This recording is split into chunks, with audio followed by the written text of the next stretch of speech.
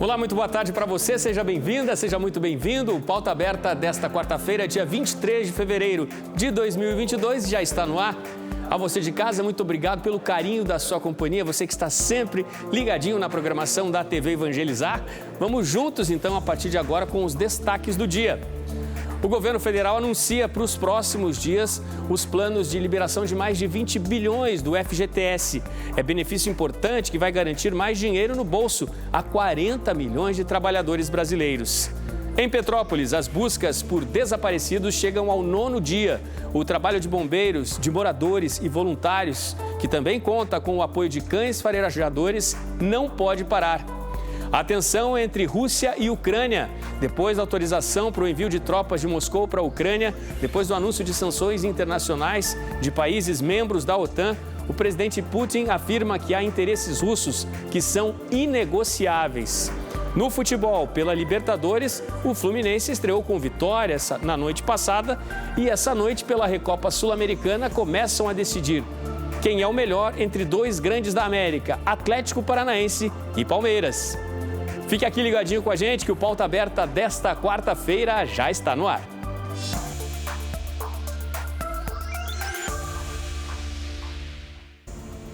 O governo federal deve liberar nos próximos dias mais de 20 bilhões de reais para saque do FGTS. É dinheiro muito bem-vindo que está chegando para o trabalhador brasileiro. A nova medida do governo deve beneficiar 40 milhões de trabalhadores. Devem ser liberados 20 bilhões de reais nos próximos 20 dias. Alguns especialistas do sistema financeiro arriscam dizer que essa injeção financeira pode chegar a 30 bilhões de reais. A ação vem em momento estratégico e deve fazer girar a economia brasileira, que sofre com as consequências da pandemia. O valor a ser liberado para saque vai ficar entre R$ 500 e R$ 1.000 para cada trabalhador. A quantia a ser liberada ainda depende de análise do Ministério da Economia sobre a disponibilidade do FGTS para pagar saques regulares, como em casos de demissão sem justa causa ou para a compra da casa própria, além de infraestrutura urbana e saneamento básico. Com essa nova rodada de liberação do Fundo de Garantia, esta vai ser a terceira vez que o governo federal autoriza saques extraordinários dos recursos do FGTS num único mandato. A primeira liberação foi em 2019 e a segunda injeção de recursos foi em 2020, no contexto de combate à Covid-19.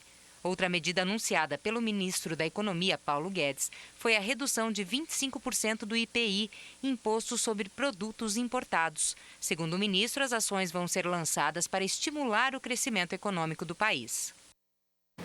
E de olho no movimento da economia aqui no Brasil, a Fundação Getúlio Vargas divulgou hoje o Índice de Confiança da Construção, que subiu em fevereiro.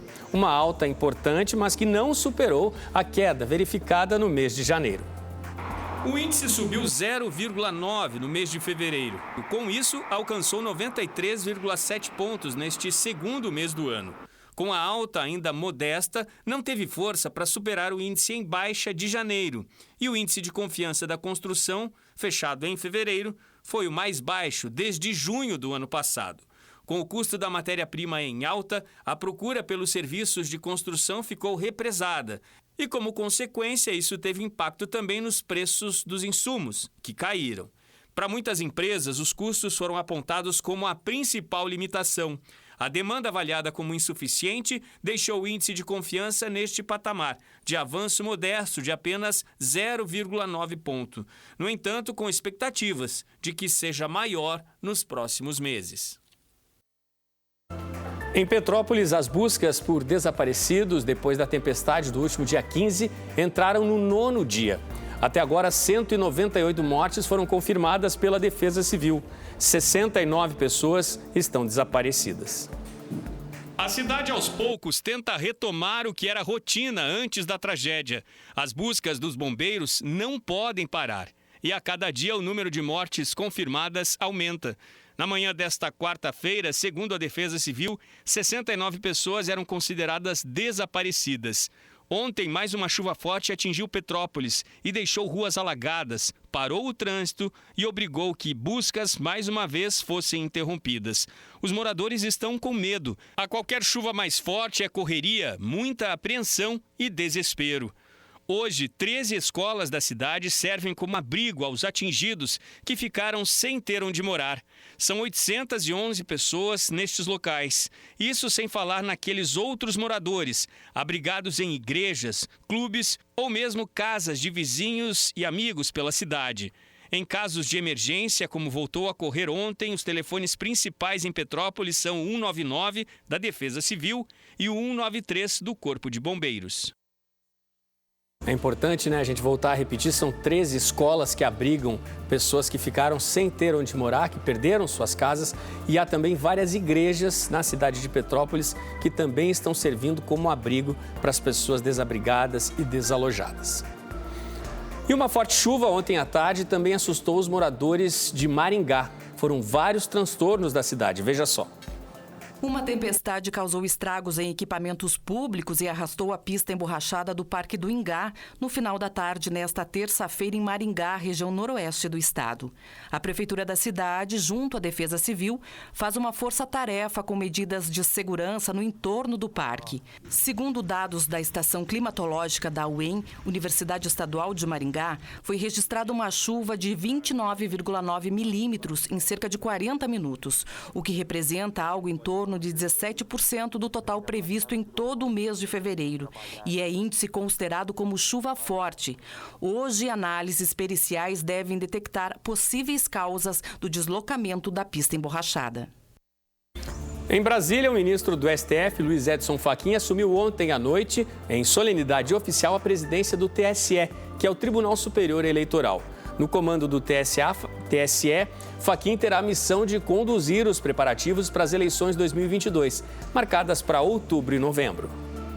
Com a frase "a democracia é inegociável", que o ministro do STF, Edson Fachin, assumiu na noite de ontem a presidência do Tribunal Superior Eleitoral.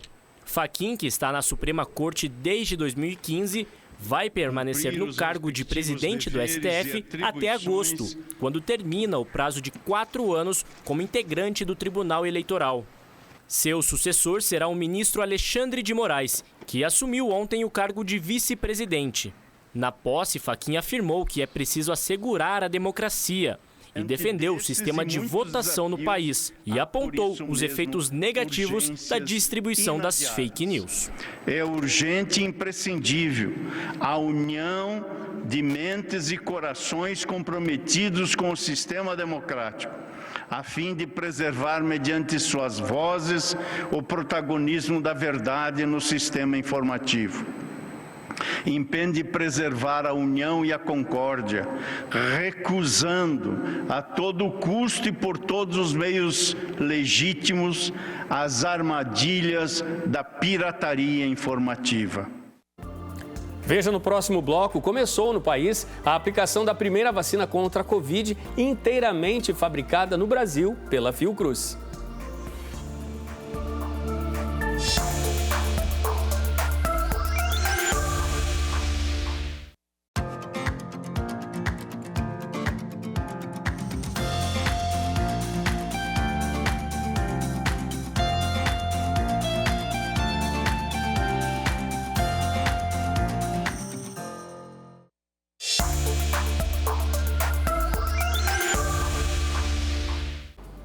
Pauta Aberta está de volta para este segundo bloco. A você de casa, muito obrigado pelo carinho da sua companhia. Vamos falar sobre vacina, gente. A primeira vacina contra a Covid-19 produzida inteiramente aqui no Brasil pela Fiocruz começou a ser aplicada oficialmente no país. A produção nacional se tornou possível por causa de um acordo de transferência de tecnologia firmado entre o governo brasileiro e o laboratório britânico AstraZeneca em junho de 2021.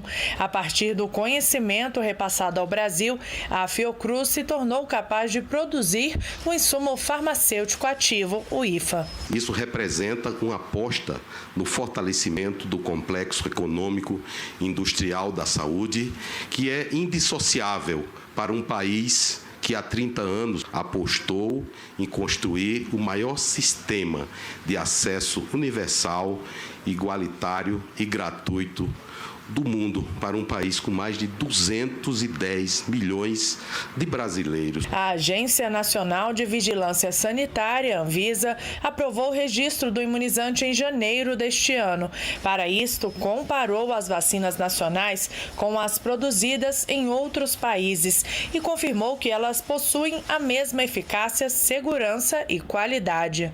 A Fiocruz disponibiliza à sociedade brasileira, através do Ministério da Saúde, as primeiras doses da vacina 100% nacional para a Covid-19.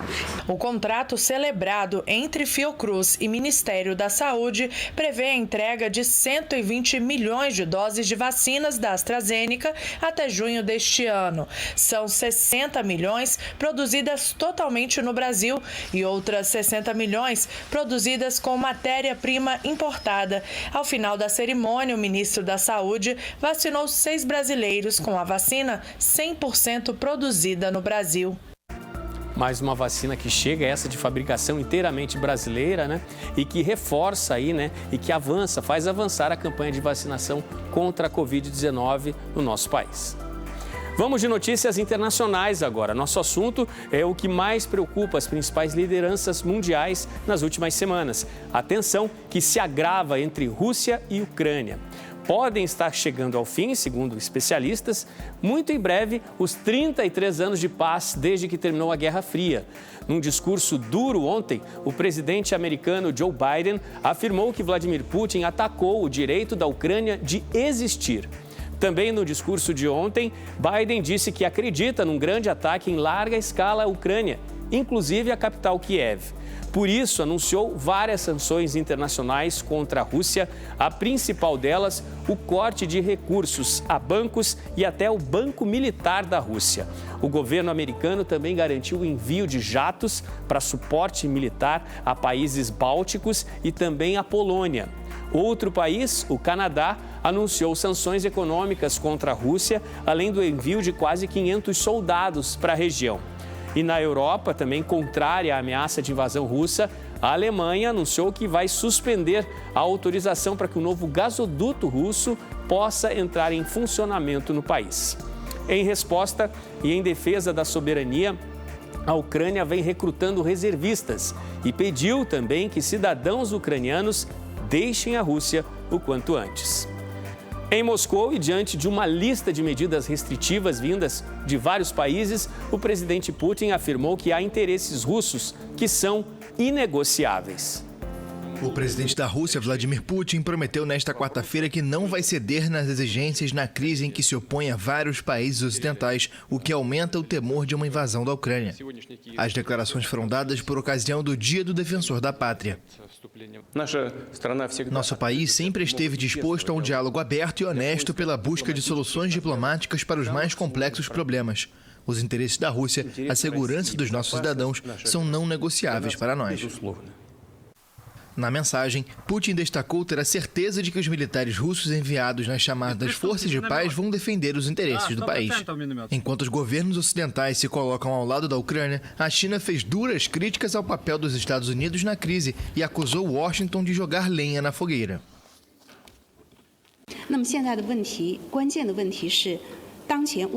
A questão principal agora é qual papel um dos principais atores, os Estados Unidos, desempenharam durante a tensa situação na Ucrânia.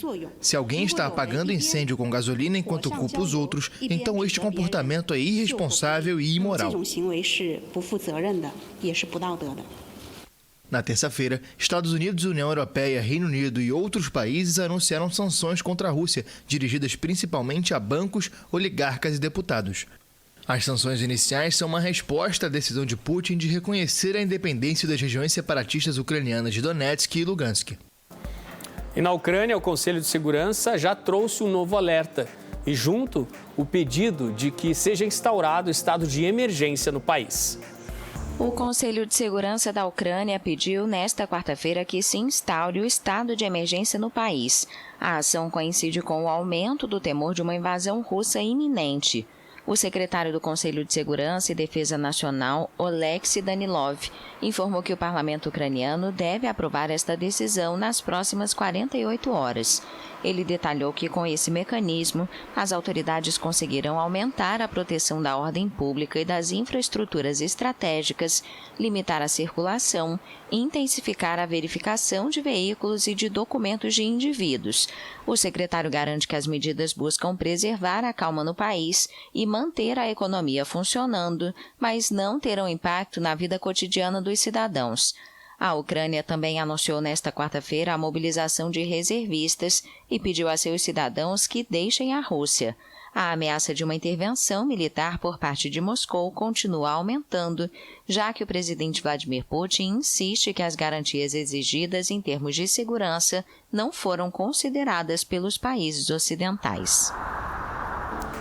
No Vaticano, o Papa Francisco falou sobre a situação na Ucrânia. Com a paz ameaçada na região, ele disse estar preocupado e pede moderação neste momento de grande tensão entre os dois países.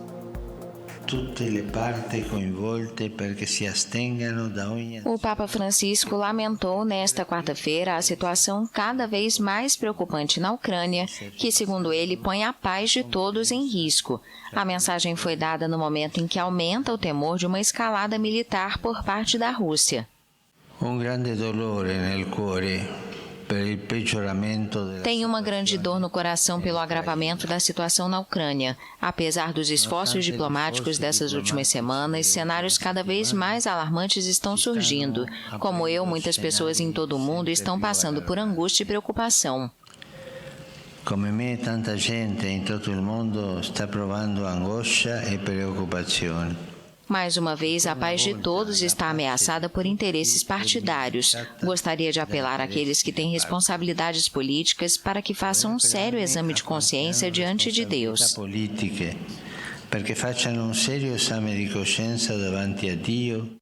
O Papa pediu que as partes envolvidas se abstenham de realizar ações que possam provocar ainda mais sofrimento aos povos. O religioso declarou que o dia 2 de março, quarta-feira de cinzas, será um dia de jejum e oração pela paz na Ucrânia. A data marca o início da quaresma para os católicos. O mundo em alerta, líderes por todo o mundo também estão muito preocupados com toda essa situação, né, que inspira e deixa o mundo todo muito consternado com tudo que pode acontecer, a possível invasão de tropas russas em território da Ucrânia. Futebol, o Fluminense estreou ontem na pré-Libertadores com um grande resultado contra o Milionários da Colômbia. Pela Copa do Brasil, a bola também começou a rolar e já garantiu a classificação de 3 equipes. No oeste do Paraná, mais especificamente na cidade de Cascavel, no Estádio Olímpico, o UFC Cascavel recebeu a Ponte Preta de Campinas e venceu por 1-0. Depois da cobrança de escanteio, aos 48 minutos do primeiro tempo, o jogador do Cascavel chutou a bola que desviou na zaga e sobrou para Diego Jareta abrir o placar para os donos da casa.